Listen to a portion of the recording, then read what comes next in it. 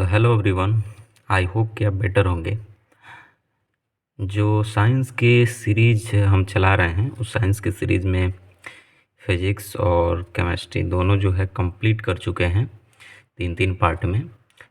तो अभी जो बारी है जीव विज्ञान की बारी है और आज से जो है 2-3 पार्ट में, आज से क्या मतलब हम कोशिश करेंगे कि आज और कल में 2-3 पार्ट में इसको भी पूरा का पूरा कवर कर लिया जाए जीव विज्ञान को।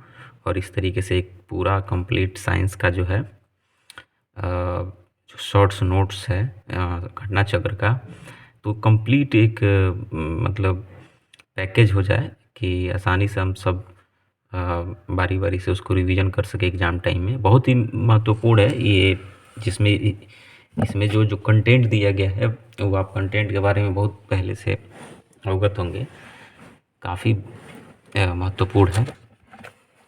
तो आज से जीव विज्ञान की हम शुरुआत करने वाले हैं, तो बने रहिए आप हमारे साथ स्टडी में। स्टडी के लिए फिर एक बार आपको चुनौती दे रहे हैं। जितना देर आप बने रहेंगे उतना ही देर जो है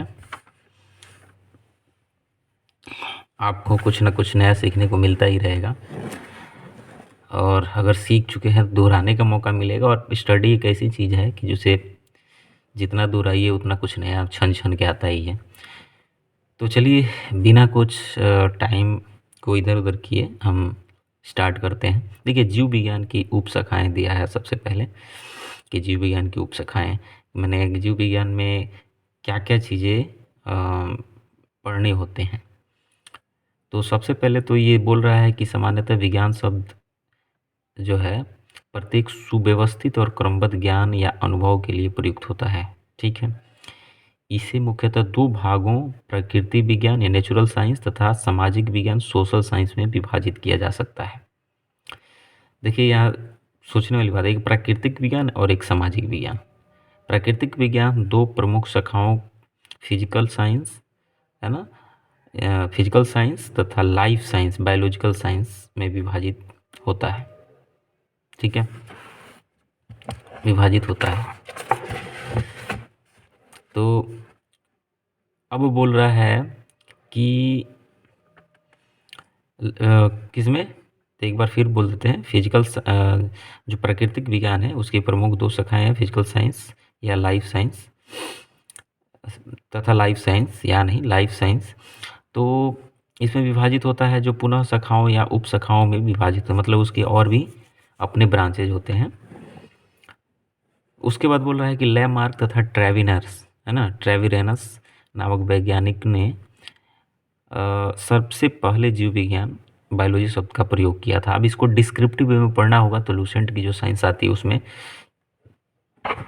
हम लोग कवर करने वाले हैं और एक एक करके सारा बुक जो है हम लोग बेहतर तरीके से करने वाले हैं। तो फिलहाल जो इसमें जितना कंटेंट दिया है उतना ही पर हम लोग बात करते चलेंगे। तो देखिए, जीव विज्ञान की उप शाखाएँ क्या है। जीव विज्ञान की उप शाखाएँ हैं जूलॉजी, विभिन्न प्रकार के जंतुओं का विस्तृत अध्ययन। बॉटनी, विभिन्न प्रकार के पादपों और उनके क्रियाकलापों का अध्ययन। पैलियोबायोलॉजी या जीवाश्मिक, जीव जंतु और पादपों के जीवाश्मों का अध्ययन। देखिए, इससे भी बहुत एग्जाम में क्वेश्चन पूछ लिए जाते हैं कि किसके अंतर्गत किसका अध्ययन किया जाता है। तो पैलियोबॉटनी में आता है पादप जीवों का जीवाश्म का अध्ययन। इकोलॉजी, इकोलॉजी में क्या होता है, सजीवों पर उनके चारों ओर के पर्यावरण के प्रभाव का अध्ययन किया जाता है। इकोलॉजी से संबंधित एक शब्द सुने होंगे, इकोसिस्टम। इकोसिस्टम या इससे संबंधित बहुत सारे शब्द सुने होंगे, इको फ्रेंडली वगैरह वगैरह। तो ये सब पर्यावरण से संबंधित होते हैं, हमारे दैनिक जीवन में जो प्रभाव उसके होते हैं। तो ये बोल रहा है कि इकोलॉजी में सजीवों पर उनके चारों ओर के पर्यावरण के प्रभाव का अध्ययन किया जाता है। जेनेटिक्स है ना, जीवों के आनुवांशिक लक्षणों तथा इनकी वंशागति का अध्ययन किया जाता है। फिजियोलॉजी, फिजियोलॉजी में फिजियोलॉजी में क्या होता है, तो शरीर के विभिन्न भागों के कार्य तथा कार्य विधियों का अध्ययन किया जाता है। ठीक है, फिजियोलॉजी में। इससे फिजिकल से संबंधित रिलेटेड आप कर सकते हैं। शरीर की जैसे फिजिकल वगैरह होता है तो शरीर से संबंधित ही होता है। तो शरीर के भागों के जो कार्य होते हैं और उसके विधि जो होते हैं उसका अध्ययन किया जाता है। पेडोलॉजी में मिट्टी का अध्ययन किया जाता है, उसका निर्माण कैसे हुआ, इसके प्रकार कितनी है। तो उसके बाद है जेरेंटोलॉजी। जेरेंटोलॉजी में क्या होता है, जेरेंटोलॉजी में मनुष्य में वृद्धावस्था और काल प्रभावन के सामाजिक और संज्ञानात्मक, मनोवैज्ञानिक तथा जैविक पहलुओं का अध्ययन किया जाता है। ठीक है, तो इसको जेरेंटोलॉजी, माने सीधी सी बात याद रखिएगा कि वृद्धावस्था का अध्ययन होता है जेरेंटोलॉजी में किया जाता है। उसके बाद है ये है इथोलॉजी। इथोलॉजी में बोल रहा है कि मानव सहित सभी जंतुओं के व्यवहार का अध्ययन किया जाता है। इथोलॉजी माने मानव का जो कैसा व्यवहार वगैरह है, तो ये इथोलॉजी में। उसके बाद बायोनिक्स, जैविक जगत के गुणों सिद्धांतों के प्रयोग द्वारा आधुनिक उपकरणों और अभियांत्रिकी तंत्रों का निर्माण इसमें किया जाता है, बायोनिक्स में। तो जैविक जगत के गुण और सिद्धांत, ठीक है, इतना याद रखिए तो हो जाएगा। आगे देखिए, आगे बोल रहा है कि बायोनॉमिक्स। बायोनॉमिक्स में जीवधारियों का उनके वातावरण के साथ संबंध, है ना, संबंध का अध्ययन किया जाता है। तो आगे फिर देखिए, तो आगे देखिए, आगे बोल रहा है कि मायोलॉजी। मायोलॉजी में मनुष्य की पेशियों का अध्ययन किया जाता है। दिख रहा है ना, मनुष्य की पेशियों का अध्ययन किया जाता है। मैमोलॉजी, मतलब इसको याद रख सकते हैं मायोलॉजी को, मनुष्य में पेशियों का अध्ययन, पेशियों जितना भी मसल्स वगैरह होता है उससे रिलेटेड मायोलॉजी में। अब बोल रहा है कि ये क्या कहते हैं, मैमोलॉजी। मैमोलॉजी में अब मैमल से संबंधित है, मैमल मैंने होता है माता, है ना। तो स्तनधारी जंतुओं का अध्ययन किया जाता है। स्तनधारी मैंने जो जीव जंतु जो अपने मैंने मैमल्स अपने बच्चों को क्या करती हैं, दूध पिलाती हैं, उसको स्तनधारी बोलते हैं। ठीक है, उसके बाद है बायोनॉमी। बायोनॉमी मैंने जीवन के नियमों के संबंधित अध्ययन किया था बायोनॉमी में। बायोनॉमी, बायो और नॉमी से नियम याद कर सकते हैं, मैंने जीवन का जो नियम है, तो बायोनॉमी में जीवन का नियम जो होता है। उसके बाद बायोमेट्री। बायोमेट्री तो आप सुनते आ रहे होंगे कि ये यहाँ फलना जगह बायोमेट्रिक सिस्टम था, ये वो। तो बायोमेट्रिक सिस्टम का मतलब होता है कि गणित और सांख्यिकी तकनीकों द्वारा जीव विज्ञान का अध्ययन करना। ठीक है, जैसे फिंगर प्रिंटिंग वगैरह, आधार कार्ड वगैरह में होता है, इससे बायोमेट्रिक्स है। उसके बाद है फ्रेनोलॉजी, है ना। तो फ्रेनोलॉजी में मस्तिष्क के विभिन्न भागों की क्रियाशीलता तथा विक्षिप्तता का अध्ययन किया जाता है, फ्रेनोलॉजी। ठीक है, तो आगे देखिए, फ्रेनोलॉजी के बाद है एग्रोएस्ट्रोलॉजी, घास के संबंधित अध्ययन। ठीक है, एग्रीकल्चर, है ना, इसे संबंधित कर सकते हैं। एग्रीकल्चर में क्या है, घास उसमें उपजता है, तो इसे रिलेट करके याद कर सकते हैं। एग्रोएस्ट्रोलॉजी मैंने घास से संबंधित अध्ययन।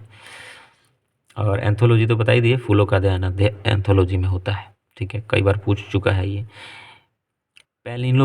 पैलिनोलॉजी, विभिन्न प्रकार के पराग कणों का, तो पोलिनेशन से इसको रिलेट कर सकते हैं, पोलिनेशन।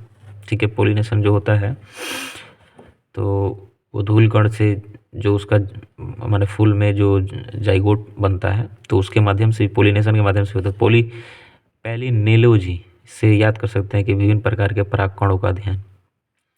उसके बाद है ऑन्कोलॉजी। ऑन्कोलॉजी में कैंसर से संबंधित ट्यूमर का अध्ययन किया जाता है। ठीक है, ये बहुत महत्वपूर्ण है। उसके बाद है ये बोल रहा है कि टेरेटोलॉजी, है ना, शारीरिक विकास में आने वाली समानताओं का अध्ययन किया जाता है। उसके बाद है कॉन्ड्रोलॉजी। कॉन्ड्रोलॉजी में उपस्थित से संबंधित अध्ययन किया जाता है। ऑस्टियोलॉजी में हड्डियों का अध्ययन किया जाता है, ना, बॉडी में जितने सारे हड्डी हैं। उसके बाद है सेरोलॉजी। सेरोलॉजी में रुधिर सीरम का वैज्ञानिक अध्ययन किया जाता है। उसके बाद है हीमेटोलॉजी। हीमेटोलॉजी में रुधिर का अध्ययन किया। देखिए इसमें दोनों में अंतर है। रुधिर सीरम का वैज्ञानिक साइंटिफिक जो स्टडी है इसमें करा जाता है, लेकिन हीमेटोलॉजी में, अच्छा, हीमेटो से संबंधित आप कर सकते हैं हीमोग्लोबिन, किस में होता है, ब्लड में। तो हीमोग्लोबिन से हीमेटोलॉजी अगर पूछ रहा है तो ब्लड का अध्ययन उसमें करा जा रहा होगा। ठीक है, तो ज़्यादातर ये संभावना होता है, यही पूछने का संभावना होता है। उसके बाद है न्यूरोलॉजी। न्यूरोलॉजी तो आप बहुत पहले से जानते होंगे, तंत्रिका तंत्र से संबंधित अध्ययन होता है न्यूरोलॉजी। उसके बाद है लिथोट्रिप्सी। लिथोट्रिप्सी यानी एक चिकित्सकीय प्रक्रिया है जिसमें किरणों की सहायता से गुर्दे, पित्ताशय, मूत्राशय की थैली में जो पथरी होता है उसे तोड़कर इलाज किया जाता है, बाहर कराया जाता है पेशाब के रास्ते। तो लिथोट्रिप्सी ये बहुत महत्वपूर्ण है, याद रखिए। तो जो जिसके माने किडनी उडनी में पथरी हो जाता है तो या मूत्र मार्ग में कहीं भी, तो इस तरीके से जो या थैली वैली में मूत्राशय की, तो वो क्या करा जाता है, एक रे होता है ना, उस रे के माध्यम से उसको तोड़ा जाता है और तोड़ के उसको पेशाब के रास्ते बाहर कराया जाता है। ठीक है। तो उसके बाद है पैथोलॉजी। पैथोलॉजी जो है रोगों की प्रकृति, लक्षणों और कारकों का अध्ययन किया जाता है। पैथोलॉजी, पैथोलॉजी आप सुने ही होगा कि क्या कर रहा था, पैथोलॉजी की है। तो रोगों की प्रकृति, लक्षणों, मतलब जो चेकअप होता है ना हम लोग का, खून पेशाब वगैरह, ये सब इसी के अंतर्गत होता है। उसके बाद है पैरासिटोलॉजी। तो परजीवियों का अध्ययन करा, परजीवी जीवों जो होते हैं, पैरासिट से संबंधित है परजीवी, तो परजीवी जीवों का अध्ययन। वायरोलॉजी में वायरस, विषाणुओं का अध्ययन, वायरस से इसको रिलेट कर सकते हैं, वायरस। उसके बाद बैक्टीरियोलॉजी में तो बैक्टीरिया आ ही जाएगा। एंटोमोलॉजी में कीटों का अध्ययन किया जाता है, ये पूछ चुका है पेपर, एंटोमोलॉजी में कई बार पूछा है। ये तीनों बहुत ही महत्वपूर्ण है। उसके बाद है मीरमेकोलॉजी, चींटियों का अध्ययन किया जाता है, मीरमेकोलॉजी। अच्छा, चींटियों में कौन सा एसिड होता है आप बता सकते हैं, क्योंकि हम लोग पढ़ चुके हैं। तो चींटियों के डंक में होता है फार्मिक एसिड। जो डंक मारते हैं जितने भी सारे कीट पतंग, तो सब उसमें फार्मिक एसिड होता है। ये देखिए, मैलेकोलॉजी, मोलास्का, इनके खेलों का अध्ययन करता है मैलेकोलॉजी। इक्थियोलॉजी में मत्स्य की संरचना, इक्थियोलॉजी है ये, है ना। तो ये है मछलियों की संरचना, कार्यकी इत्यादि का अध्ययन किया जाता है। आगे देखिए, आगे है सर्पेटोलॉजी। सर्पेटोलॉजी में सांपों का अध्ययन किया जाता है। और हर्पेटोलॉजी, देखिए सर्पेटोलॉजी, हर्पेटोलॉजी। तो हर्पेटोलॉजी में उभयचरों, हाँ हर जगह, ऐसे संबंध रिलेट कर सकते हैं। हर्पेटोलॉजी हर जगह, हर जगह माने जल में भी थल में भी, है ना, रह सकता है ये दोनों, तो इसको उभयचर बोलते हैं। तो ये उभयचरों तथा सरीसृपों का अध्ययन किया जाता है हर्पेटोलॉजी में। सर्पेटोलॉजी में इसमें नाम से ही संबंधित है, सर्प, है ना, सर्पों का अध्ययन। अब देखिए अर्निथोलॉजी, अर्निथोलॉजी में पक्षियों का अध्ययन किया जाता है। ठीक है, पक्षियों का अध्ययन किया जाता है अर्निथोलॉजी में। और इक्थियोलॉजी में मछलियों का अध्ययन। डर्मेटोलॉजी में त्वचा से संबंधित रोगों का अध्ययन किया जाता है। होता है ना कि मतलब कि स्किन किसी का, उसमें बहुत ज़्यादा मेलानिन हार्मोन हो गया ज़्यादा कम बेस, तो उसकी स्किन में कोई सूरज की रोशनी पड़ते ही प्रभावित होने लगती है, तो उसमें कौन सी प्रॉब्लम है, उसका अध्ययन जो है डर्मेटोलॉजी के अंतर्गत कराता है। उसके बाद है टेफ्रोलॉजी, ट्रोफोलॉजी। ट्रोफोलॉजी में पोषण और पोषण की विधियों का अध्ययन किया जाता है। उसके बाद है टेटोलॉजी। टेटोलॉजी में जो है उपर्जित लक्षणों का अध्ययन किया जाता है। ठीक है, तो आगे देखिए, उसके बाद है प्रमुख शब्दावलियाँ एवं संबंधित उत्पाद। देखिए मैंने एक शब्दावली होता है जो उसके उत्पाद क्या क्या होते हैं। देखिए एपीकल्चर, एपीकल्चर में क्या होता है तो आपको पता ही है। एपीकल्चर में मधुमक्खी पालन, है ना, मधुमक्खी पालन, ठीक है, कैसे उत्पादन किया जाता है शहद का। एक्वाकल्चर, एक्वाकल्चर में जलीय जीवों, जंतु और वनस्पतियों का, है ना, तो एक्वाकल्चर। उसके बाद है एगा कल्चर। एगा कल्चर में क्या होता है, तो एक्वाकल्चर का प्रकार जिसके अंतर्गत जो है, जिसके अंतर्गत शैवालों की कृषि की जाती है। ठीक है, उसके बाद है पीसी कल्चर। पीसी कल्चर में मछली का पालन होता है, ये पूछा है बहुत बार पीसी कल्चर। ये जितने दिए हैं बहुत इंपॉर्टेंट है, इसमें से 1-2 क्वेश्चन प्रत्येक एग्जाम में आपको दिख जाएगा। पीसी कल्चर मछली का पालन जो है, एग्रीकल्चर जो है फसल संवर्धन, पशुपालन तथा कृषि से संबंधित विज्ञान। सेरीकल्चर में रेशम कीट का उत्पादन होता है। सिल्वीकल्चर में वन संवर्धन होता है। स्पंजी कल्चर में स्पंज संवर्धन होता है। फ्लोरीकल्चर में फूलों की खेती या पुष्प की कृषि, होती है। ओलेरी कल्चर में क्या होता है, सब्जियों की कृषि होती है ना। और बोरी कल्चर में क्या होता है, वृक्षों तथा झाड़ियों की कृषि होती है। हॉर्टिकल्चर में क्या होता है, फूलों, फलों, सब्जियों और मसालों की खेती होती है। और पोमोलॉजी में क्या होता है, फलों की कृषि होती है पोमोलॉजी में। उसके बाद है वर्मी कल्चर में कृषि उत्पादन में वृद्धि के लिए केंचुआ का पालन होता है। ठीक है। उसके बाद है ओस्ट्रीकल्चर में व्यापार के लिए क्या होता है, व्यापार हेतु सीपों का कृत्रिम प्रजनन कराया जाता है ओस्ट्रीकल्चर में। देखिए बहुत मैंने नया चीज़ मिला है ओस्ट्रीकल्चर। उसके बाद है ओलेरी कल्चर में देखिए ओलेरी या ओलरी दोनों में अंतर है। ओलेरी कल्चर में अभी हमने देखा कि सब्जियों का खेती करी जाती है उसके, लेकिन ओली कल्चर है ना, ओलेरी नहीं है, ओली कल्चर है। ओली कल्चर में जैतून है ना, जैतून का उत्पादन और उसका संरक्षण का व्यापार करा जाता है, ओलाइव्स जिसको इंग्लिश में बोलते हैं। हेलीकल्चर में घोंघे का संवर्धन करा जाता है। ठीक है, जो स्नेल होते हैं। उसके बाद है विटीकल्चर में अंगूर उत्पादन क्या होता है, विटीकल्चर में तो अंगूर उत्पादन। उसके बाद है मेरीकल्चर जो है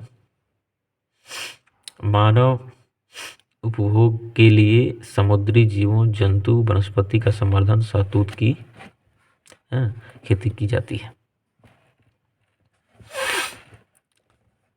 उसके बाद है हाइड्रोपोनिक्स है ना, हाइड्रोपोनिक्स या एरोपोनिक्स, एरोकल्चर, ये सब जो है मृदा विहीन मतलब बिना मिट्टी के पादप का संवर्धन होता है इसमें। तो इस तरीके से ये जो है पूरा का पूरा एक दो और है आपको दिखा देते हैं।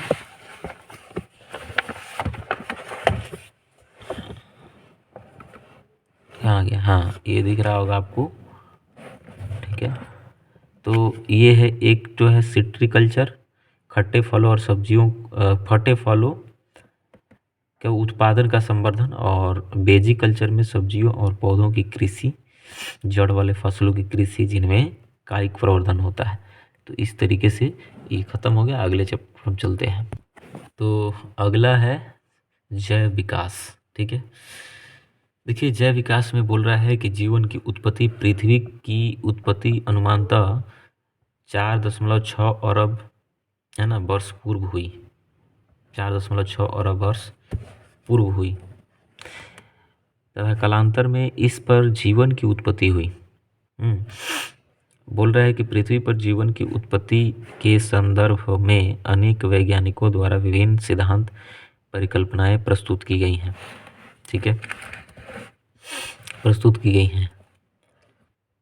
तो कहाँ गया,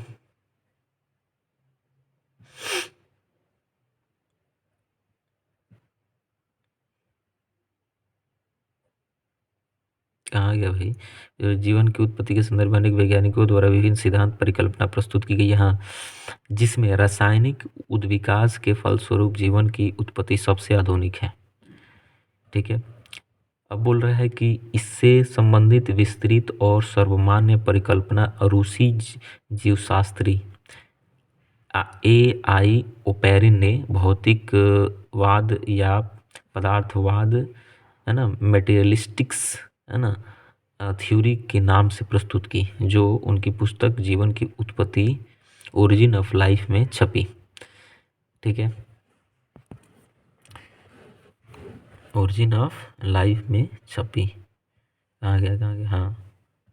उसके बाद बोल रहा है कि इसके प्रमुख तथ्य निम्नलिखित हैं। पहला तथ्य ये बता रहा है कि जीवन अर्थात प्रारंभिक जीवों की उत्पत्ति आज से लगभग 4 अरब वर्ष पूर्व है ना आदि सागर के जल में न्यूक्लियो प्रोटीन्स के माने वायरस जैसे कणों के रूप में हुई, जो परपोषी यानी हेट्रोट्रॉफिक एवं अवायवीय है ना एनारोबिक थे। ठीक है, अवायवीय का मतलब जिसमें वो ऑक्सीजन जो नहीं लेते थे, ऑक्सीजन के ऑप्शंस में। ठीक है, अब बोल रहा है कि 3.8 अरब वर्ष पूर्व क्या था, पूर्व कालायुक्त, है ना, माने मेम्ब्रेन बॉन्ड प्रोकैरियोटिक कोशिका रूपी आदि जीव बने। ठीक है, और जिनमें पहले पोषण तथा बाद में स्वपोषण एटोट्रॉफिक न्यूट्रिशन का प्रारंभ हुआ। तो इस तरीके से ये बता रहे हैं कि जीवन अर्थात जीवन की जो उत्पत्ति है लगभग 4 अरब वर्ष पहले हो जाता है आदि सागर के जल में न्यूक्लियोप्रोटीन्स के माने वायरस जैसे कणों से, और उसमें कुछ मतलब परपोषी और अवायवीय थे।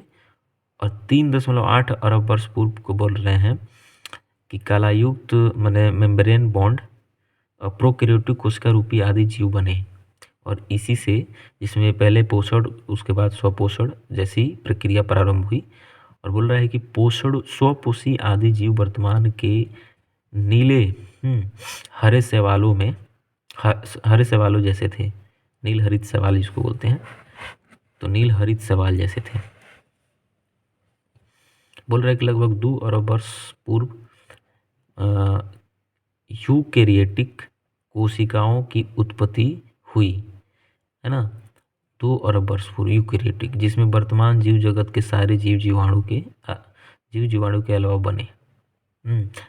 उसके बाद बोल रहा है कि प्राचीन आदिम पृथ्वी के वायुमंडल में ऑक्सीजन गैस नगण्य था तब उपस्थित थी, है ना। तो उसके बाद बोल रहा है कि जबकि मीथेन CH4 और अमोनिया NH3 और कार्बन डाइऑक्साइड CO2 आदि गैसें उपस्थित थी उस समय। ठीक है, उसके बाद बोल रहा है कि जैव विकास की मौलिक परिकल्पना और सिद्धांत। जैव विकास की मौलिक परिकल्पना क्या है, इसको लूसेंट के जो साइंस आता है उसमें बहुत बढ़िया समझाया गया है, तो उसके टाइम में हम लोग इसको और बढ़िया से डिस्क्राइब कर लेंगे। उसके बाद बोल रहा है कि जैव विकास की मौलिक परिकल्पना है परिवर्तन के साथ अवतरण, है ना, डिसेंट विथ चेंज और मॉडिफिकेशन, अर्थात निम्न कोटि के सरल जीवों से क्रमिक परिवर्तनों द्वारा अधिक विकसित एवं जटिल जीवों की उत्पत्ति ही जैव विकास कहलाता है। ठीक है, आगे देखिए लैमार्क, चार्ल्स डार्विन, ह्यूगो ड्यूब्रीज आदि वैज्ञानिकों ने ठोस प्रमाण, है ना, के आधार पर जैव विकास की विस्तृत व्याख्याएं प्रस्तुत कर अपने सिद्धांत दिए थे। ठीक है, लैमार्कवाद, जैव विकास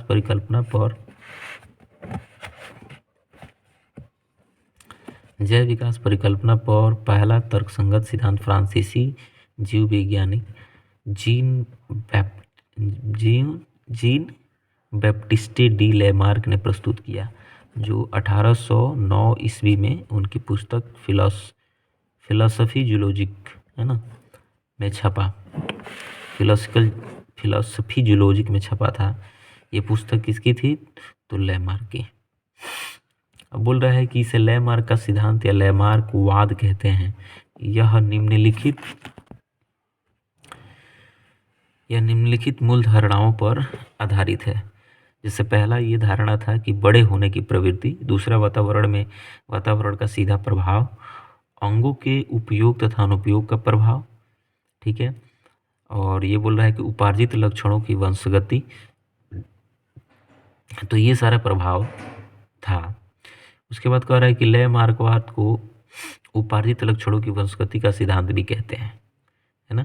अंगों के उपयोग और अनुपयोग की धारणा के अनुसार अधिक प्रयोग किए जाने वाले अंगों को सुदृढ़ और सुविकसित हो जाते हैं तथा वे अंग जिनका प्रयोग कम होता है वे निष्क्रिय तथा धीरे धीरे करके लुप्त हो जाते हैं। उदाहरण के लिए जिराफ का गर्दन का लंबा होना तथा सर्पों में टांग का अभाव होना। मतलब ये बता रहे हैं कि उपार्जित लक्षणों की वंशगति का सिद्धांत के अंतर्गत क्या कहता था कि अंगों का उपयोग और अनुपयोग की धारणा जो थी उसके अनुसार ये था कि अधिक प्रयोग जो जिस अंग का किया जाता था वो सुदृढ़ और विकसित हो जाते थे, और जिन अंगों का प्रयोग जो है कम होता था वो या नहीं होता था तो वो अंग लुप्त हो जाते थे। ठीक है, और उदाहरण में दिया है कि जिराफ का गर्दन जैसे बहुत लंबा हो जाता है, तो लंबा होने के पीछे प्राय ये है, बोल रहा है कि देखिए यहाँ दिया है फिगर में, दिखा देते हैं। कंप्लीट। ये बोल रहा है कि ऊंचे वृक्षों की पत्तियां खाने के लिए, है ना, अगली टांगों और गर्दनों का अधिक उपयोग होने से इन अंगों का अधिक लंबाई हो गया, है ना। ये बोल रहा है कि घास की उपलब्धता से, है ना, अगली टांग और गर्दन के कम उपयोग के कारण इन अंगों की कम लंबाई। देखिए, तो ये लैमार्कवाद के अनुसार अंगों के उपयोग या अनुपयोग का प्रभाव है। चलिए डार्विनवाद को समझते हैं। डार्विनवाद, चार्ल्स डार्विन ने क्या कहा है। चार्ल्स डार्विन इंग्लैंड के जैव विकसित थे, है ना, विकासविद थे, सॉरी विकसित नहीं, विकासविद थे। इनके द्वारा प्रस्तुत विकासविद को डार्विनवाद या प्राकृतिक वर्णवाद, थ्योरी ऑफ नेचुरल सिलेक्शन कहते हैं, ठीक है। और इसकी विस्तृत व्याख्या इनकी पुस्तक प्राकृतिक चुनाव द्वारा जातियों की उत्पत्ति यानी 1859 में छपी थी, है ना, ओरिजिन ऑफ स्पीसीज, जातियों की उत्पत्ति। यह सिद्धांत निम्नलिखित तथ्यों पर आधारित है। पहला क्या था तथ्य कि जीवों में प्रचुर संतान उत्पत्ति, है ना, ओवर प्रोडक्शन की क्षमता होती है। पहला था ये इनका, डार्विन का। दूसरा सिद्धांत था कि जीवन संघर्ष यानी स्ट्रगल फॉर एग्जिस्टेंस, है ना, तो जीवन संघर्ष इनका दूसरा सिद्धांत था। तीसरा था कि विभिन्नताएं और इनकी वंशगति, वेरिएशंस एंड देयर इनहेरिटेंस, ठीक है, विभिन्नताएं और इनकी वंशगति। चौथा था कि योग्यता की अतिजीविता, सर्वाइवल ऑफ द फिटेस्ट या प्राकृतिक चयन। तो ये 3-4 सिद्धांत थे इसके। अब आइए जानते हैं उत्परिवर्तनवाद, है ना, म्यूटेशन थ्योरी। उत्परिवर्तन, म्यूटेशन का मतलब होता है मिलाना दो चीज़ों को। तो बोल रहा है कि जैव विकास का उत्परिवर्तन सिद्धांत हॉलैंड के पादप शास्त्री ह्यूगो डी व्रीज ने दिया था। उन्होंने अपना प्रयोग साध्य प्रीमरोज अर्थात आइनोथेरा लेमार्कियन नामक पौधे पर किया था। और उनमें ये क्या बताया था, तो उनके अनुसार नई जाति की उत्पत्ति एक ही बार में स्पष्ट एवं अस्थायी वंशागत आकस्मिक उत्परिवर्तनों के फलस्वरूप होती है। जाति का पहला सदस्य जिसमें उत्परिवर्तित, है ना, उत्परिवर्तित लक्षण दिखाई देता है तो उत्परिवर्तित, है ना, कहलाता है। जाति के विभिन्न सदस्यों में भिन्न भिन्न प्रकार के उत्परिवर्तन हो सकते हैं, है ना, म्यूटेंट हो सकते हैं। अब देखिए महत्वपूर्ण तथ्य क्या है इसमें। महत्वपूर्ण तथ्य इसमें दिया है आर्क्योप्टेरिक्स, है ना। बोल रहा है कि जुरासिक युग का एक सर्वपुरातन पक्षी था आर्क्योप्टेरिक्स, ठीक है। और पक्षियों का अध्ययन किस में किया जाता है, इक्थियोलॉजी में। ये देखिए, जिसके जीवाश्म लगभग 15 करोड़ वर्ष पुरानी जुरासिक चट्टानों से मिले हैं। और किसी भी जीवाश्मों का जो पता लगाया जाता है कितना करोड़ वर्ष पहले है क्या है, तो उसके लिए जो टेक्निक अपनाया जाता है वो कार्बन पद्धति होता है, कार्बन डेटिंग सिस्टम होता है। जो चट्टानों का पता लगाया जाता है वो यूरेनियम डेटिंग होता है, यूरेनियम डेटिंग सिस्टम होता है। तो इस चीज़ को ध्यान रखिएगा, ठीक है। तो अब आगे देखते हैं, आगे क्या बोल रहा है। 15 करोड़ वर्ष पुराने जुरासिक चट्टानों से मिले हैं। यह सरीसृपों तथा पक्षियों के बीच का संयोजन का कड़ी था। कौन, आर्क्योप्टेरिक्स। तो उसके बाद बोल रहा है कि जिसमें सरीसृपों की भांति लंबी पूंछ, चोंच, है ना, चोंच में दांत तथा अग्रपादों की उंगलियों पर पंजे होते थे। इसके बावजूद यह पक्षी था, सोचिए, क्योंकि इसके अग्रपाद उड़ने के लिए और पंखों में रूपांतरित हो चुके थे, ठीक। अब देखिए युगलिना को बोला जाता है कि मानव जंतु और पक्षियों के बीच का संयोजक कड़ी, ठीक है। तो बोल रहा है कि सॉरी पक्षी बोल रहे हैं, पादप और जंतुओं के बीच का संयोजक कड़ी। पादप और जंतुओं के बीच का जो है संयोजक कड़ी माना जाता है यूग्लिना को, मतलब दोनों गुण इसमें पाया जाता है। आगे देखिए, उसके बाद है प्रोटो, है ना, प्रोटोथीरिया। ये निम्न कोटि के स्तनधारियों का उपवर्ग है। इसके अंतर्गत एक्डीना, बतख चोंची, है ना, बतख चोंची, और ये क्या बोलते हैं इसको, प्लेटिपस आदि जीव आते हैं। ये सरीसृपों और स्तनधारियों के बीच का संयोजक कड़ी है। देखिए ये बहुत इंपॉर्टेंट है, सरीसृपों और स्तनधारियों के बीच का योजक कड़ी प्रोटोथीरिया, ठीक है। और यहाँ बोल रहा है कि यूग्लिना जो है जंतु और पादपों के बीच का, और ये जो था आपको आर्क्योप्टेरिक्स, ये जो था आर्क्योप्टेरिक्स, ये किसके बीच का संयोजक कड़ी था, तो सरीसृपों और पक्षियों के बीच का, सरीसृपों और पक्षियों के बीच का संयोजक कड़ी जो था आर्क्योप्टेरिक्स था। यूग्लिना पादप और जंतुओं के बीच का, ठीक है। और प्रोटोथीरिया जो है ये बोल रहा है कि सरीसृपों और स्तनियों के बीच का। एक बीच में ये छूट गया है, नियोपाइलिना, है ना, नियोपाइलिना, ये एनेलिडा और मोलास्का के बीच के संयोजक कड़ी है, ठीक है, नियोपाइलिना। तो ये एग्जाम में आए दिन कभी कभी पूछ लेते हैं।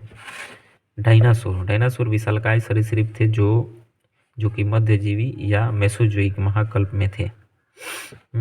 मध्यजीवी महाकल्प को 3 कल्पों यानी ट्रायसिक कल्प, जुरासिक कल्प तथा एक क्रीटेशियस कल्प, है ना, में बांटा गया। 3 कल्प, ये बोल देते हैं एक बार, ट्रायसिक कल्प, जुरासिक कल्प और क्रीटेशियस कल्प, ठीक है। उसके बाद है मैमथ जो था, मैमथ प्रजाति वर्तमान समय में विलुप्त है। यह हाथी एलिफेंट का पूर्वज माना जाता है मैमथ, ठीक है, हाथी के जैसा बहुत बड़ा बड़ा होता था मैमथ।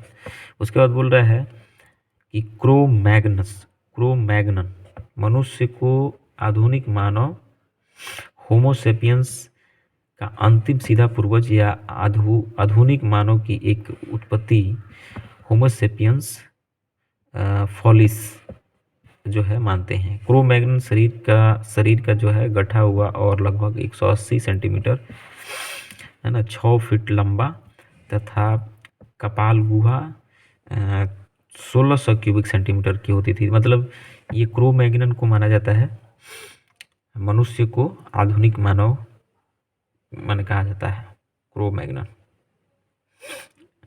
तो इनका जो है होमोसेपियंस का जो है अंतिम सीधा पूर्वज, आधुनिक मानव की एक उत्पत्ति, ठीक है, होमोसेपियंस जो है माने जाते हैं। और क्रोमैग्नन का शरीर यही सही होता था, क्रोमैग्नन।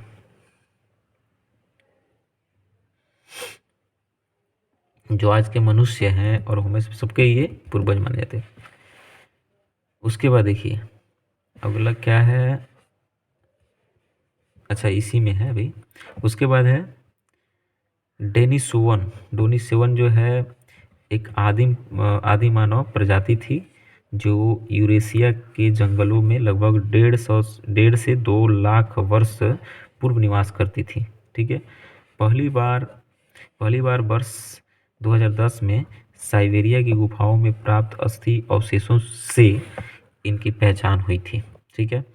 तथा फिर चीन के तिब्बत की एक गुफा से प्राप्त एक जीवाश्म जबड़े के विश्लेषण से इनके पूर्वी एशिया तक विस्तारित होने की पुष्टि की घोषणा 1 मई 2019 को प्रतिष्ठित विज्ञान मैगनीज नेचर में प्रकाशित एक शोध पत्र में की गई। तिब्बत में प्राप्त डेनिसोवन का यह जबड़ा जो है उत्तर मध्य यानी प्लास्टोसिन काल में लगभग 1.6 लाख, है ना, 1.6 लाख वर्ष पूर्व में ये पता लगाया गया था वहाँ। उसके बाद है कि मैंने पता नहीं लगाया गया कि इतना वर्ष पहले का वो जो है क्या कहा जाता है, मैंने ये जानकारी लिया गया है कि इतना लाख वर्ष पूर्व का है।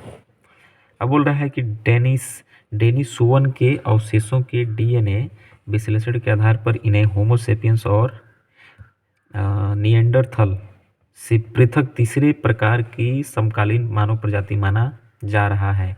तो इतने साल पहले इसका जो है पता लगाया गया है डेनिसोवन के अवशेषों का, और ये पता विश्लेषण के आधार पर इन्हें कहा जाता है कि होमो सेपियंस के निएंडरथल से पृथक तीसरे प्रकार की समकालीन मानव प्रजाति ये है। ठीक है, तो इस तरीके से ये खत्म हो गया। अगला चैप्टर देखते हैं। देखिए अगला जो है वर्गीकी है। ठीक है, जीव विज्ञान की वह शाखा जिसके अंतर्गत जीव जातियों को उनकी समानताओं और असमानताओं के आधार पर छोटे छोटे है ना छोटे बड़े समूहों में बांटा जाता है, वर्गीकरण विज्ञान या वर्गीकी टैक्सोनॉमी कहते हैं। कैरोलस लिनियस वर्गीकी के पिता जिनको कहते हैं, कैरोलस लिनियस ने जीव जातियों के नामकरण के लिए द्विनाम पद्धति या द्विनाम नामकरण जो है बाइनोमियल नोमेनक्लेचर की एक सिस्टम अपनाई। उन्हें आधुनिक वर्गीकरण का पिता कहा जाता है, फादर ऑफ मॉडर्न टैक्सोनॉमी।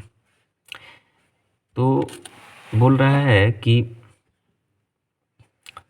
जीवों के वर्गीकरण के संबंध में विभिन्न वैज्ञानिकों ने अपने अपने मत दिए, किंतु वर्तमान में व्हिटेकर है ना व्हिटेकर जो 1969 के 5 जगत प्रणाली है ना को मान्यता दी।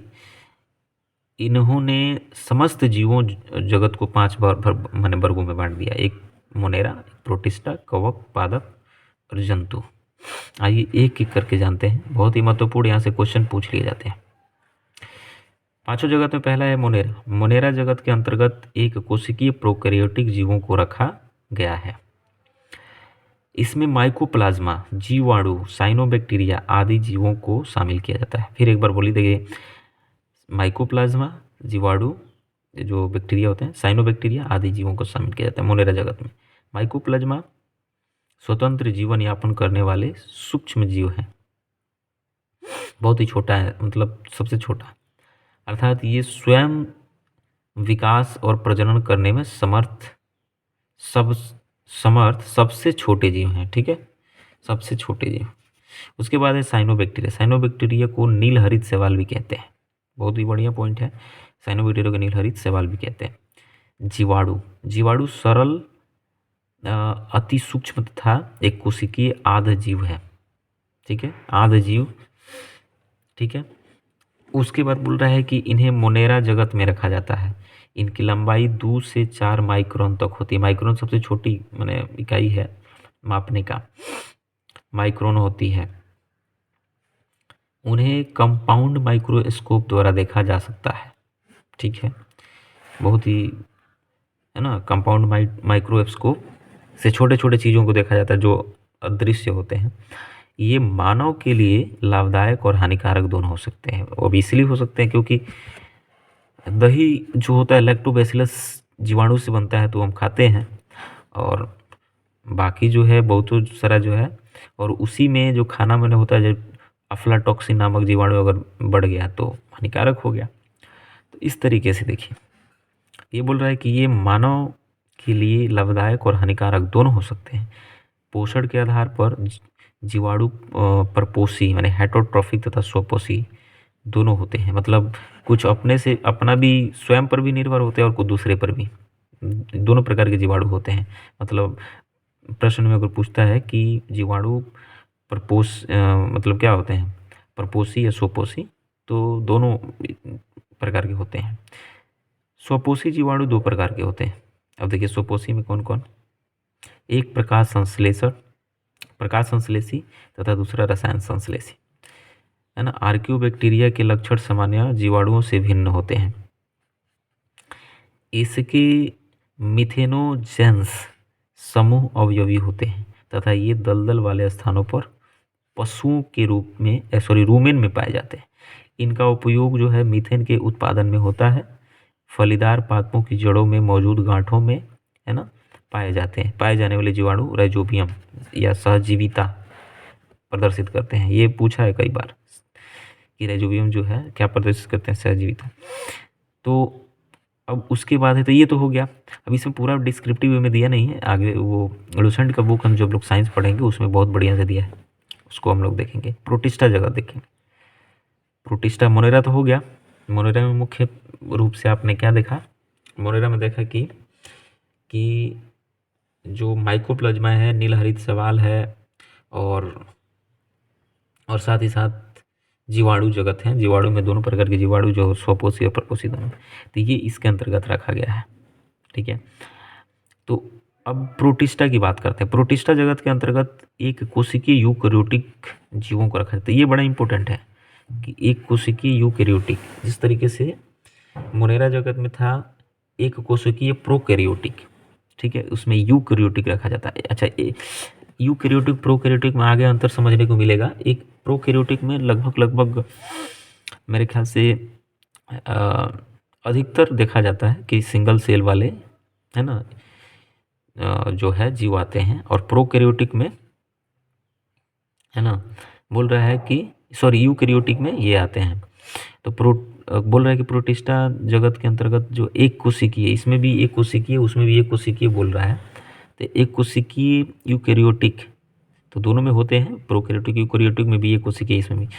तो प्रोटिस्टा जगत के अंतर्गत एक कोशिकीय यूकेरियोटिक जीवों को, है ना, रखा गया है। इसमें जो है अधिकांश शैवाल तथा संघ प्रोटोजोआ, अब लिख ही दिया है ऊपर भी नीचे भी, तो एक कोशिकीय जीव ही इसमें आएंगे। अधिकांश शैवाल तथा संघ प्रोटोजोआ के जीव शामिल हैं। ठीक है, तो मतलब एक कोशिका वाले। और शैवाल जो है अलगा जिसको बोलते हैं, अलगी, ये पर्ण हरिम युक्त, है ना, क्लोरोफिलस जो होता है, संवहन ऊतक रहित, जिसमें संवहन ऊतक नहीं होता है, मैंने नॉन वेस्कुलर्स होता है, थैलोफाइट्स है। तो शैवाल एक थैलोफाइट्स है ओबियसली, और इनमें वास्तविक जड़, तना और पत्तियों का अभाव होता है। इसमें ना तो जड़ होता है, ना पत्ती होता है वास्तविक रूप से, और ना ही इसमें तना होता है। ठीक है, उसके बाद क्या बोल रहा है, देखिए, ये प्रकाश संश्लेषण की क्रिया द्वारा भोजन, है ना, का निर्माण करते हैं, अर्थात स्वपोषी एटोट्रॉफिक होते हैं, और ये अधिकांशतः जलीय होते हैं, जल में ही होते हैं। शैवालों में उपस्थित वर्णकों, है ना, पिगमेंट्स के आधार पर इन्हें 3 वर्गों में बांटा गया है। चलिए देखते हैं कौन कौन। तो पहला दिया है क्लोरोफाइसी। ठीक है, क्लोरोफाइसी, हरा शैवाल हरे वर्ण के कारण होता है, क्लोरोफाइसी। दूसरा दिया है रोडोफाइसी। रोडोफाइसी में लाल शैवाल जो होता है लाल वर्ण के कारण होता है। ये वर्ण के आधार, पिगमेंट के आधार पर इसके बांटा गया है। तो हरे वर्ण के आधार पर हरा शैवाल और लाल वर्ण के आधार पर लाल शैवाल। उसके बाद है फिलोफाइसी, भूरा शैवाल, जिसको भूरे वर्ण के कारण बोलते हैं। उल्लेखनीय है कि शैवालों के अध्ययन को फाइकोलॉजी कहते हैं। फाइको, क्योंकि फाइकी के आधार पर ये डिवाइड हो गया है, तो बोल रहे फाइकोलॉजी कहते हैं। ध्यातव्य है कि कुछ शैवालों को पादप जगत के अंतर्गत शामिल किया गया है। जैसे आगे देखिए, कवक तो हो गया। अब नेक्स्ट जो है तीसरा नंबर, कवक। तो कवक पार्ट में को देखते हैं। कवक पर्ण हरिम हरित, है ना, मतलब खूब बढ़िया वर्ड मिलता है साइंस के सेक्टर में, हिंदी में। तो पर्ण हरिम रहित, है ना, संवाहक ऊतक हरित थैलोफाइट्स में थैलोफाइट्स हैं। ये जो है परपोषी यानी हेटरोट्रॉफिक होते हैं, मतलब दूसरे पर आश्रित होते हैं, स्वपोषी नहीं होते हैं। अब बोल रहा है कि इनकी कोशिका भित्ति जो है, इनकी कोशिका भित्ति काइटिन की बनी होती है। कवक का अध्ययन जो है माइकोलॉजी कहलाता है। खमीर, ये पूछा था कई बार पेपर में कि इनकी कोशिका भित्ति किसकी बनी होती है, तो काइटिन की बनी होती है। कवक का अध्ययन माइकोलॉजी कहलाता है। खमीर देखिए क्या है, ईस्ट जिसको बोलते हैं। कुकुरमुत्ता या मशरूम एक प्रकार के कवक है। क्या है, एक प्रकार के कवक है। खमीर एस्कोमाइसिटीज कुल का है, जबकि मशरूम बोल रहा है, मशरूम जो है बेसिडियो बेसिडियो माइसिटीज है ना, कुल का सदस्य है। बहुत ही बढ़िया बढ़िया वर्ड, बायोलॉजी में तो और अच्छा अच्छा वर्ड मिलता है हिंदी का, है ना। उसके बाद बोल रहा है कवकमूल, है ना, माइकोरेजिया। इंग्लिश में जितना पढ़ने में दिक्कत नहीं होता है साइंस, उतना ज़्यादा दिक्कत होता है हिंदी में पढ़ने में। तो कवकमूल, माइकोरेजिया, माइकोरिजा, है ना, कोको का जो है उच्चतर पादपों की जड़ों के मध्य सहजीवी सहचार्य, है ना, सिम्बायोटिक एसोसिएशन प्रदर्शित करता है। आगे देखिए लाइकेन। लाइकेन मिश्रित जीव है जो कवक और शैवालों के सहचार्य से बने हैं। इस बार पेपर में पूछा भी था शायद, किसके, बीएसएससी के पेपर में पूछा था, वो तो रद्द भी हो गया। तो लाइकेन जो है कवक और शैवालों के बीच का जो है सहचार्य है। पादप जगत, चलिए अब अगला जगत है पादप जगत। इसके अंतर्गत सभी बहुकोशिकीय प्रकाश संश्लेषी उत्पादक स्वपोषी जीवों को शामिल किया गया है। उत्पादक यानी प्रोड्यूसर स्वजीवी होते हैं जो अपना भोजन, है ना, अपना भोजन स्वयं बनाते हैं। हरे पौधे प्रकाश संश्लेषण के द्वारा भोजन का निर्माण करते हैं, अतः इन्हें उत्पादक कहते हैं। घटपर्णी या नेप्थलीन का पौधा प्रकाश संश्लेषण की क्रिया द्वारा अपना भोजन बनाने में सक्षम होता है। हाँ, घटपर्णी या नेप्थलीन प्रकाश संश्लेषण की क्रिया द्वारा अपना भोजन बनाने में सक्षम होता है। ये कीटभक्षी पौधे होते हैं। यह प्राय ऐसे मृदा में उगते हैं जो तो घटपर्णी या नेप्थिस का पौधा प्रकाश संश्लेषण की क्रिया द्वारा अपना भोजन बनाने में सक्षम होता है। ये कीटभक्षी पौधे होते हैं। यह प्राय ऐसी मृदा में उगते हैं जहाँ नाइट्रोजन की कमी होती है। नाइट्रोजन की कमी को पूरा करने के लिए ये कीटों को अपना आहार बनाते हैं। ठीक है, उसके बाद है उपभोक्ता, कंज्यूमर। ये परोपजीवी होते हैं, अर्थात दूसरे जीवों से अपना भोज्य पदार्थ ग्रहण करते हैं। तृणभक्षी या शाकाहारी, हर्बीवोरस जिसको बोलते हैं, जंतु प्राथमिक उपभोक्ता होते हैं। प्राथमिक उपभोक्ता को भोज्य पदार्थ के रूप में ग्रहण करने वाले जंतु यानी गौण उपभोक्ता सेकेंडरी कंज्यूमर कहते हैं। उसके बाद बोल रहा है कि विविंधक या अपघटक, डिकम्पोजर। ये क्या होता है? अपघटक मृतोपजीवी होते हैं जो अपना भोजन सड़े गले चीज़ों से, मतलब मरे हुए चीज़ों से ग्रहण करते हैं।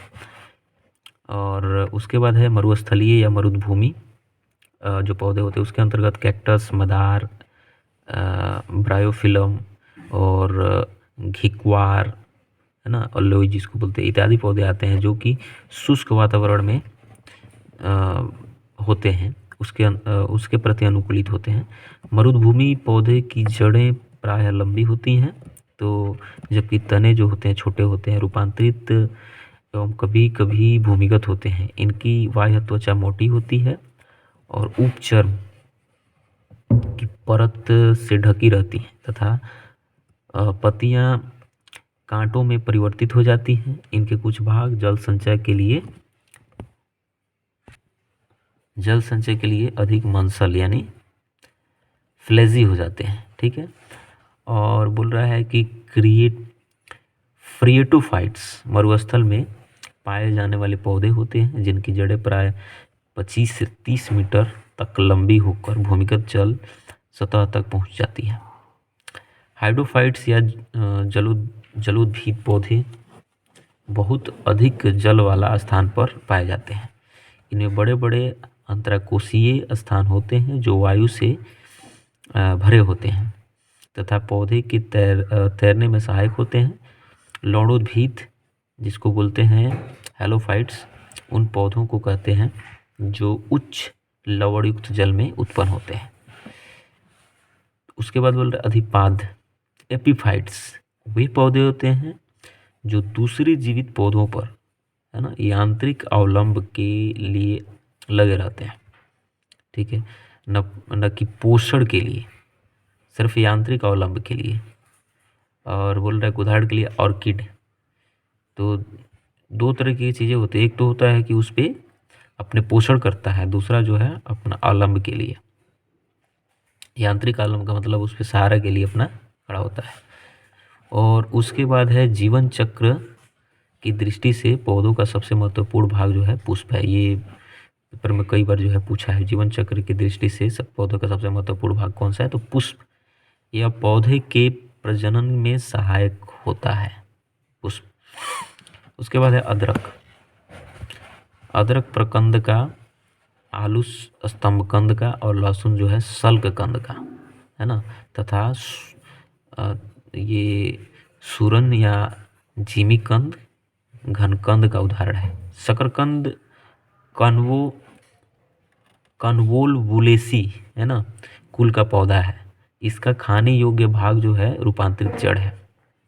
ठीक है, शकरकंद का जो है रूपांतरित जड़ खाते हैं हम लोग, जबकि आलू का तना खाते हैं, है ना। गन्ना, आलू और अदरक के तने का रूपांतरण है ना, तो इसका तना खाते हैं हम लोग, अर्थात इनका संग्रह अंग तना है। सलजम जो है, सलजम हो गया, गाजर हो गया, शकरकंद जड़ों के रूपांतरित है, अर्थात इनका संग्रह अंग जो है जड़ है। मटर लुगुमिनेसी कुल का द्विबीजपत्री, है ना, डाइकोटाइलेंडोनस, है ना, साकी माने हर्बीवोरस जो है, हर्बिसियोस, है ना, ये साकी तथा एक वर्षीय पौधा, एक वर्ष के पूरे अंतराल में एक ही बार होता है और इसमें इसके सहारे के लिए जो है प्रतान पाए जाते हैं। अब बोल रहा है कि गन्ना ग्रैमनी या पोएसी कुल के अंतर्गत आता है, जिसका तना काट के स्टेम कटिंग करके आमतौर से कायिक प्रवर्धन के लिए उपयुक्त है। कायिक प्रवर्धन का मतलब इसके तना से हम पौधा बनाते हैं, इसे कायिक प्रवर्धन से गुलाब का जो है पौधा तैयार करते हैं, तो वही होता है कायिक प्रवर्धन।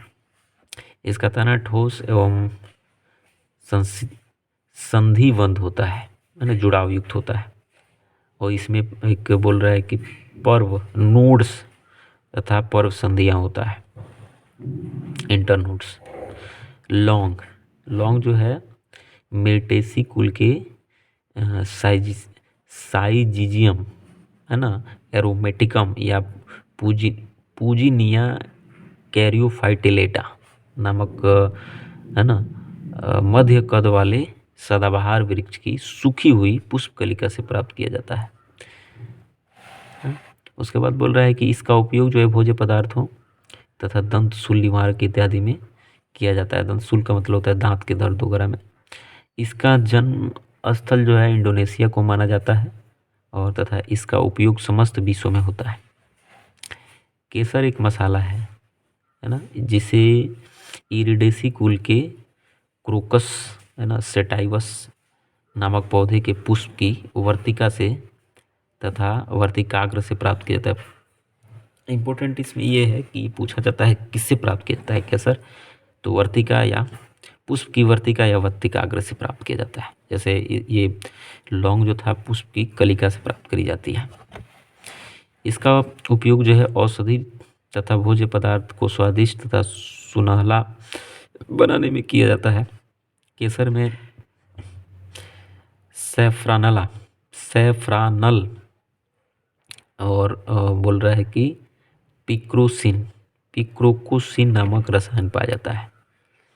और भिंडी के पौधे का जो वनस्पतिक नाम है वो है एबेल मोस्कस और एस्कुलेंटस। ये जो है भिंडी के वनस्पतिक नाम है। इसका फल कैप्सूल प्रकार के होता है, जिसका संपूर्ण भाग खाया जाता है। उसके बाद है हल्दी। ठीक है, हल्दी के पौधे खाने योग्य भाग जो है प्रकंद होता है ना, राइजोम्स, जो कि एक भूमिगत रूपांतरित तने का प्रकार है। इसका वनस्पतिक नाम है कुरकुमा, है ना, कुरकुमा लौंगा।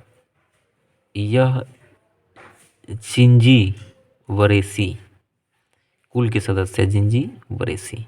इसका उपयोग औषधि, मसाला और रंग कारक इत्यादि के रूप में होता है। शहतूत, अनानास तथा कटहल का फल जो है सोरोसिस कहलाता है, और काजू और सिंघाड़ा का फल जो है नट कहलाता है। सिंघाड़ा का बीज जो है, जबकि लीची का मांसल क्या कहते हैं, हाँ, बीजलोच एरिल, फ्लेजी एरिल खाया जाता है, तो लीची का एरिल खाया जाता है, काजू और सिंघाड़ा का नट खाया जाता है। ठीक है। खरबूजा और लौकी का जो फल पीपो कहलाता है, पीपो। ठीक है। तो अब ये बोल रहा है कि जब फल के निर्माण में अंडाशय यानी ओवरी के अलावा कुछ अन्य भाग भी शामिल हो तो ऐसे फल को असत्य फल कहते हैं। असत्य फल में क्या क्या आता है? सेब आता है, काजू आता है, नाशपाती आता है, कटहल भी आता है। उसके बाद बोलते हैं घृत कुमारी या एलोवेरा एक ऐसी औषधि पौधा है, माने गन्ना तथा कपास नकदी फसलें हैं। अच्छा, ऐसी नहीं, एक औषधि पौधा है, ऐसे बोलना चाहिए था। तो एक औषधि पौधा है, गन्ना और कपास नकदी फसलें हैं। महुआ एक उष्णकटिबंधीय वृक्ष है, उष्णकटिबंधीय, जो भारत के मैदानी क्षेत्रों में पाया जाता है। इसके फल से तेल तथा इसके फूल से शराब बनाई जाती है। कुनैन मलेरिया के नवाचार कर उपचार के लिए एक प्रमुख औषधि है, जिसे सिनकोना नामक आवृत बीजी पौधे की छाल से प्राप्त किया जाता है। मलेरिया निदान के लिए आर्टिथर नामक औषधि जो है बीजीय पादप सीडेड प्लांट से तैयार की जाती है। अट्रेविन, क्लोरोक्वीन इत्यादि जो है औषधियाँ भी मलेरिया के निदान के लिए प्रयुक्त की जाती हैं। उसके बाद है सन, पटसन तथा जूट के तनों की जो है रेटिंग से रेशा प्राप्त किया जाता है, जबकि कपास को फलों में स्थित बीज के बीजावरण से लगी रेशों को प्राप्त, मतलब ये बीज इसमें होते हैं और इसके बीजों से जो है फल से प्राप्त किया जाता है कपास। ठीक है। और ये स्टेम से, तनों से प्राप्त किया जाता है। उसके बाद लींट रेशे, है ना, ये बोल रहा है कि व्यापारिक तौर पर अधिक महत्वपूर्ण होते हैं। कपास का प्रमुख रासायनिक घटक सेलुलोज है, जिसकी मात्रा 91 से 94% तक होती है। हाँ। और इसमें जल लगभग 6 से 8% तथा सूक्ष्म मात्रा में वसा, प्रोटीन, प्रोटोप्लाज्म, खनिज, लौड़ आदि पाए जाते हैं। पपीता का वानस्पतिक नाम क्या है? तो कैरिका पपाया। इसमें उपस्थित पैपन एंजाइम प्रोटीन के पाचन में सहायक होते हैं, प्रोटीन आसानी से पच जाता है। इसका पीला रंग इसमें उपस्थित कैरिका जैनिंथ के नामक वर्णक के कारण होता है। सेब के फल में लाली का कारण है एंथोसाइनिन, है ना, एंथोसाइनिन नामक वर्णीय लवक, तो लाल इसलिए होता है। लाल नारंगी रंग के वर्णक जैसे कैरोटीन गाजर में, टमाटर में लाइकोपीन वर्णक, पीले रंग के वर्णक जैसे जैंथोफिल हल्दी में, चुकंदर में जो है बिटरनीन वर्णक होते हैं। तो ये सब अलग अलग होते हैं। अफीम के पौधे का वनस्पति नाम है, क्या नाम है? तो पेपावर सोमनीफेरम। ठीक है, पेपावर सोमनीफेरम। इसे सामान्यतः ओपियम पॉपी कहते हैं, है ना, ओपियम पॉपी। इससे जो है नेस्कॉपिन, पेपावरिन, है ना, कोडीन, हीरोइन, अफीम, मॉर्फिन आदि औषधियाँ प्राप्त की जाती हैं। मॉर्फिन पौधे के अपरिपक्व फलों से प्राप्त की जाती है। लहसुन तथा प्याज की अभिलक्षणिक गंध का कारण उसमें उपस्थित सल्फर यौगिक है। क्या है? सल्फर यौगिक है। ठीक है, सल्फर यौगिक है। बोल रहे कि प्याज के छिलके उतारने पर आंसू आने का कारण प्याज से निष्कासित सल्फोनिक एसिड है। सल्फोनिक एसिड की वजह से ऐसा होता है। तो बहुत ही महत्वपूर्ण सल्फोनिक एसिड। मिर्च का तीक्ष्ण या तीखा स्वाद उसमें उपस्थित कैप्सिन की वजह से होता है, नमक पदार्थ के कारण होता है। वो चरचराहट भी ऐसा ही इसीलिए होता है, जैसे जब तेल उल में डालते हैं तो फ्राई करते वक्त। इसका रासायनिक सूत्र C18H27 और NO3, है ना, रासायनिक सूत्र होता है।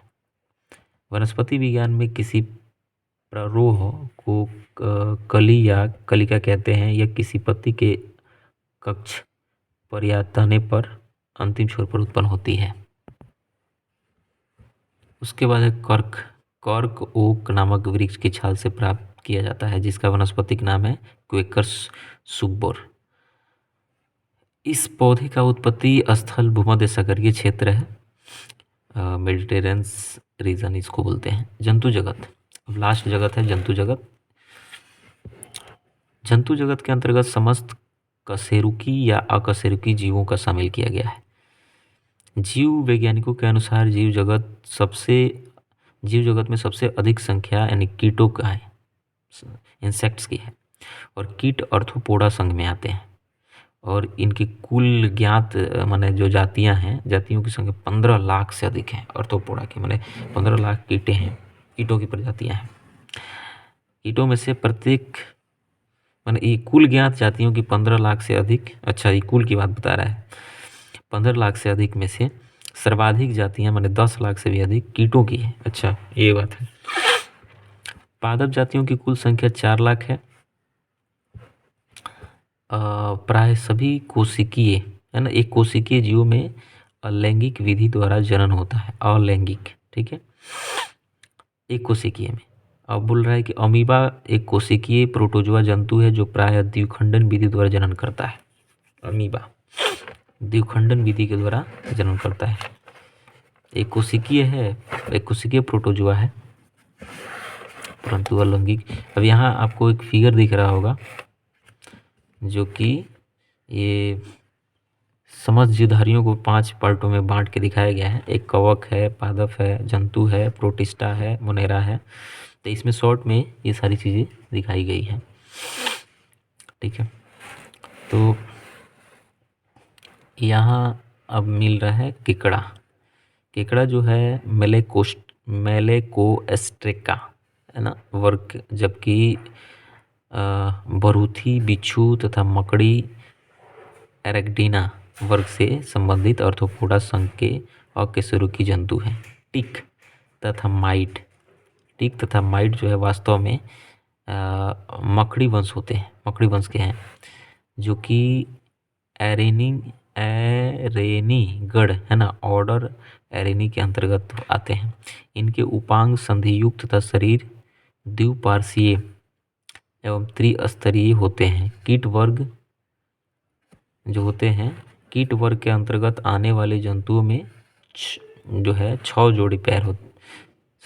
पैर होते हैं, मतलब 3 जोड़ी होते हैं। कीट वर्ग में जो होता है 3 जोड़ा पैर होता है। जुगनू या खतोंग कीटों का एक परिवार है। इनमें चमक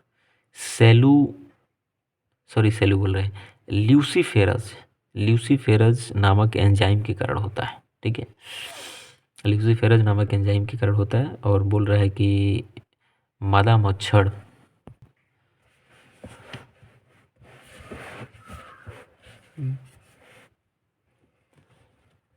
मुख्य उपंग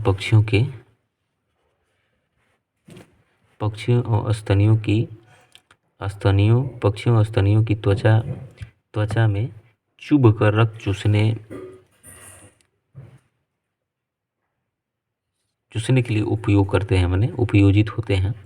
जबकि नर मच्छर जो होते हैं, नर मच्छर के मुख्य उपांग यानी फल फूलों के रस चूसने के लिए किया जाता है।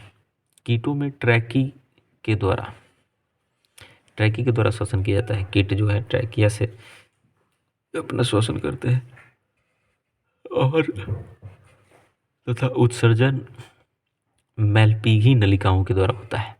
मैलपीघी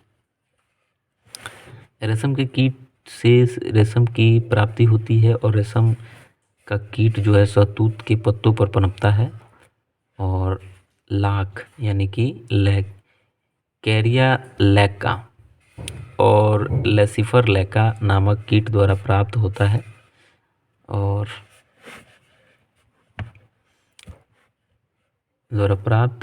उसके बाद वाला मधुमक्खियाँ सामाजिक कीट है जो फूलों से मकरकंद इकट्ठा करके शहद का निर्माण करती हैं। तो ये सामाजिक कीट कही जाती है। उसके बाद बोल रहा है कि मोती वस्तुतः मोलास्का संघ के जीव पिक्टेंडा या पर्ल ओस्टर जो है ओस्टर द्वारा प्राप्त किया जाता है। उसके बाद है इकाइनोडर्म, समुद्र में पाया जाने वाला पंचायती और ये समित है ना वाले ड्यूटोरोस्टोमी या यूसिलोमेटो है ना यूमेटाजोआ होते हैं। इनके शिशु प्रावस्था में शरीर की सममिति द्विपार्श्वीय जो है होती है, माने बाइलेटरल होता है, बटा हुआ। और इकाइनोडर्म जो होता है प्रायः अंडज होता है, किंतु कुछ पिंडज या सजीव प्रजक भी होते हैं। अब बात करते हैं किसका, ऑक्टोपस का।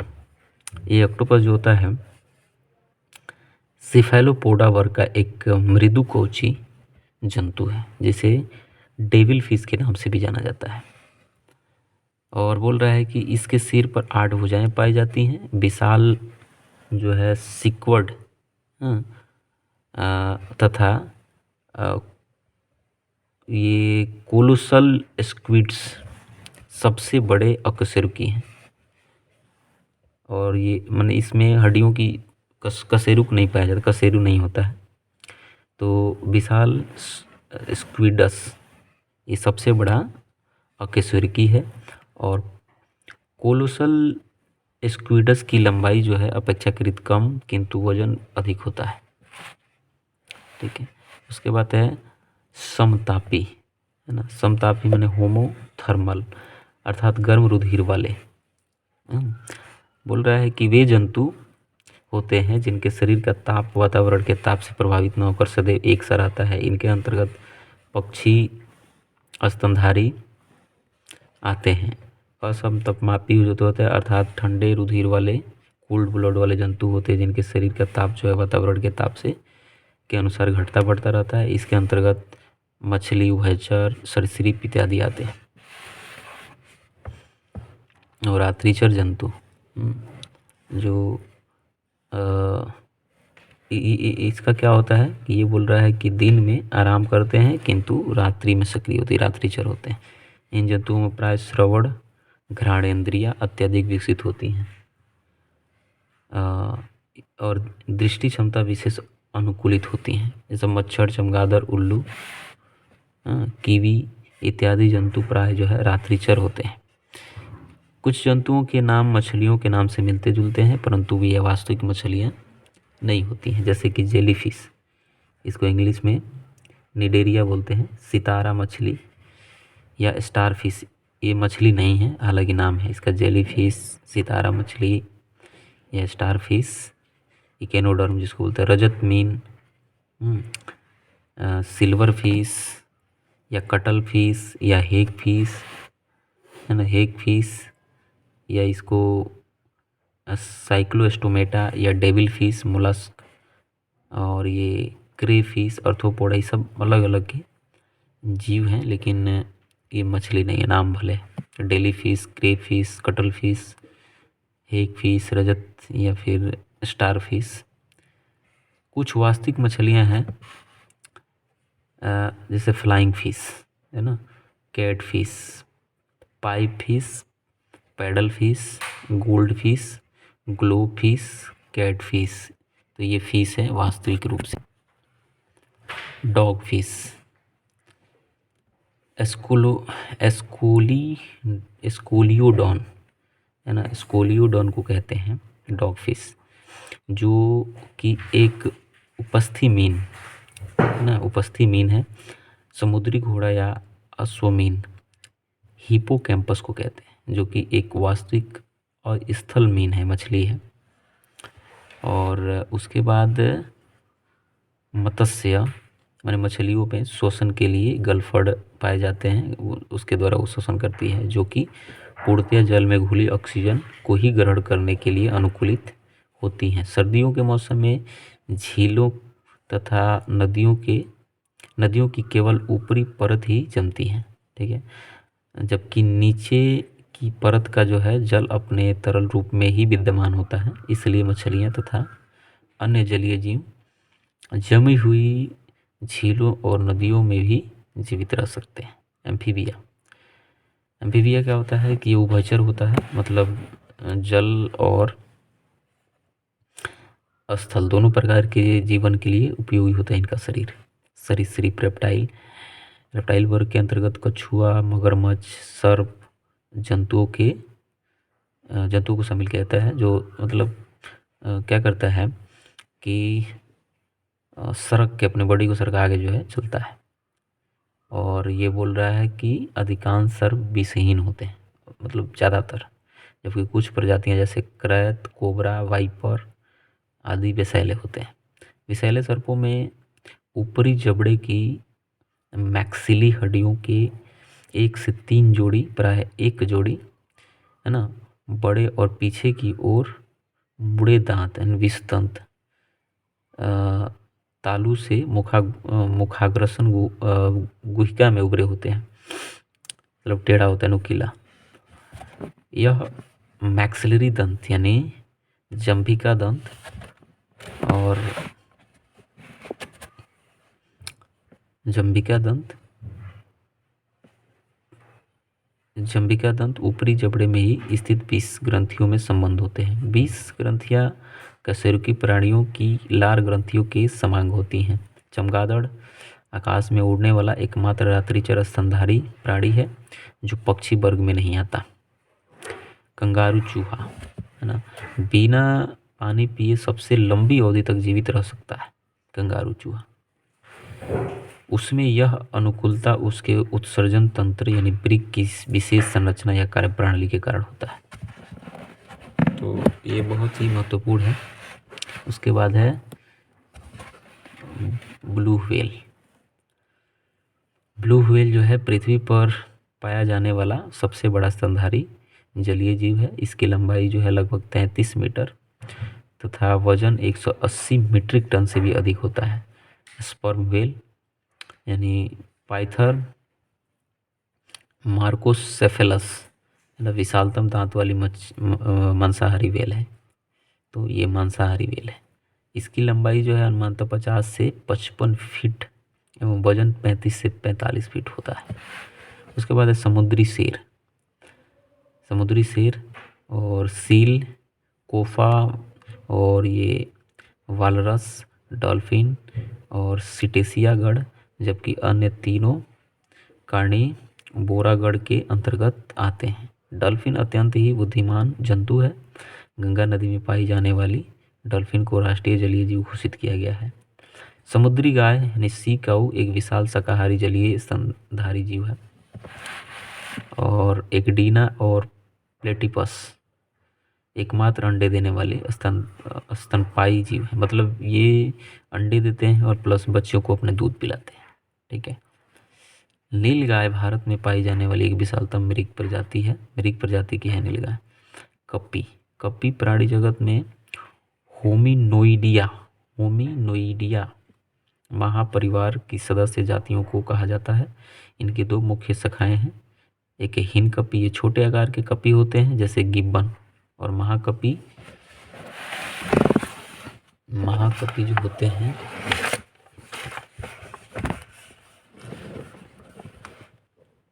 ये बड़े आकार के मानव नुमा कप्पी होते हैं, जैसे चिंपैंजी, गोरिल्ला, ओरंग-उटान तथा मनुष्य। लंगूर कप्पी वर्ग में नहीं बल्कि बानर वर्ग में शामिल होता है। उसके बाद है वर्तमान मानव होमो सेपियंस बुद्धि के सर्वोच्च जंतु है। इनमें चिंतन और जानने की इच्छा प्रकट करना, तर्कसंगत और अक्षरबद्ध वाणी और भौतिक मुद्राओं द्वारा भावनाओं के अभिव्यक्ति इत्यादि की क्षमताएं होती हैं। इनके कपाल गुहा का आयतन जो है 1350 से 1500 क्यूबिक सेंटीमीटर होता है। तो इस तरीके से